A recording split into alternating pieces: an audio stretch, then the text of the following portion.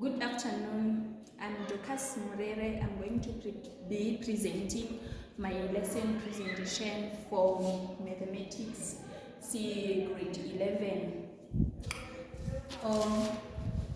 Greetings to you learners, good afternoon. I hope you are all well. So today we are going to be starting a new concept. Remember, in our previous lesson, we started the concept called Euclidean Geometry, and we discussed about the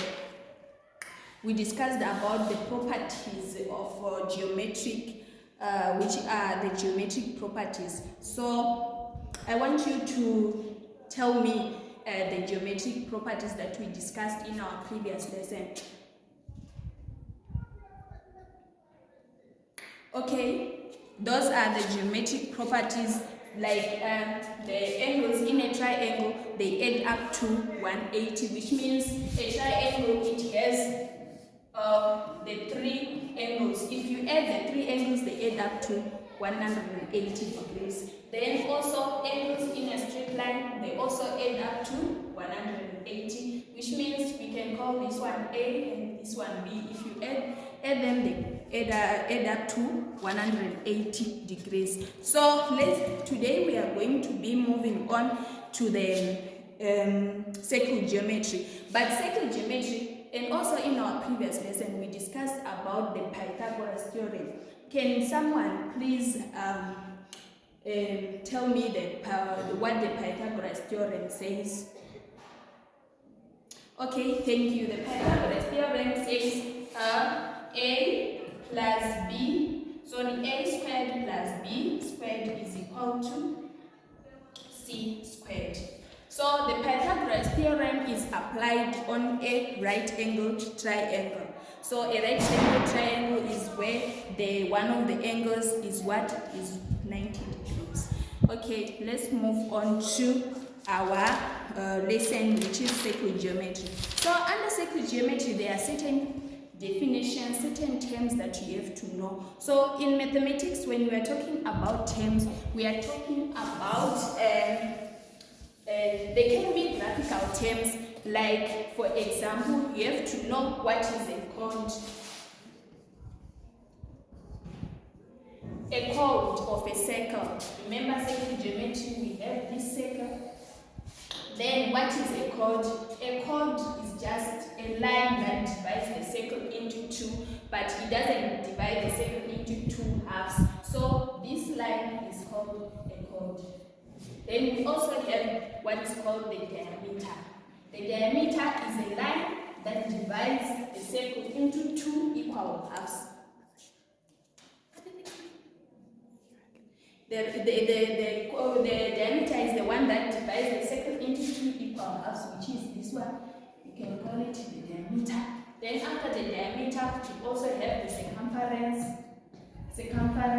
After the circumference, we have maybe we can have a center. So these are the terms that you should be familiar with in this topic. Then we are going to discuss about the first theorem. In this topic is all about the theorems. So the main concept that you are supposed to know is to know how to prove these theorems. All the proofs, they are examinable in grade 11. Then after the proofs, you have to know how to apply these proofs to solve what are called the riders. The riders are those questions of circle geometry that we have to answer. So our first theorem, it says the line drawn from the center of the circle perpendicular to a chord bisects the chord. So when we say the line drawn, we have this chord, then we say the line drawn from the center of of a circle. When it reaches this chord, when the line is perpendicular to this chord, it bisects the chord into two equal halves. So here we are going to prove this. Then after proving, I'm going to give you a class activity where you are supposed to answer this, to apply this theorem. So when we have this one, if we check, this one is the radius, and this one we can construct this line. So we have this A, B, this one is center O. So we have OA being equal to OB. These ones are the radii. They are radiuses. The two are the radius, or we say the radii in plural.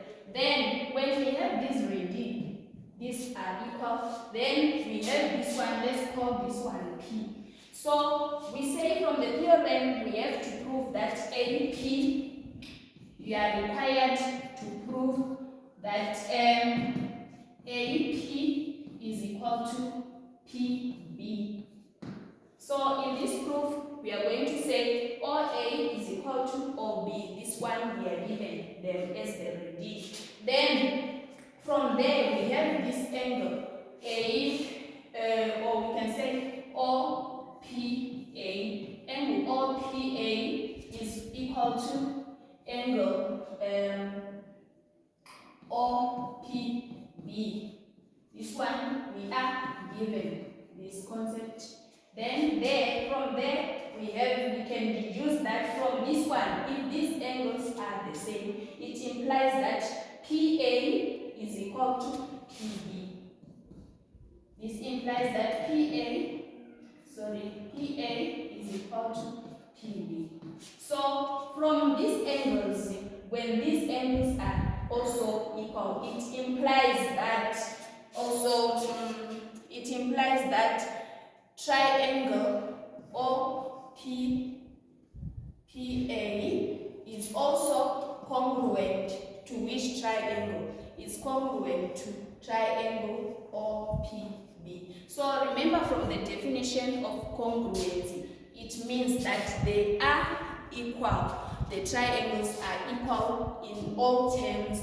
The lengths of the sides are also equal. Remember, we spoke about the condition of congruency. So I'm going to give you an example that you are going to do. I'm going to be writing it on the board where you are supposed to apply this theorem to answer the following question. Remember, we spoke about the Pythagoras theorem, whereby we have this triangle. You can have this triangle. This is A, B, this one.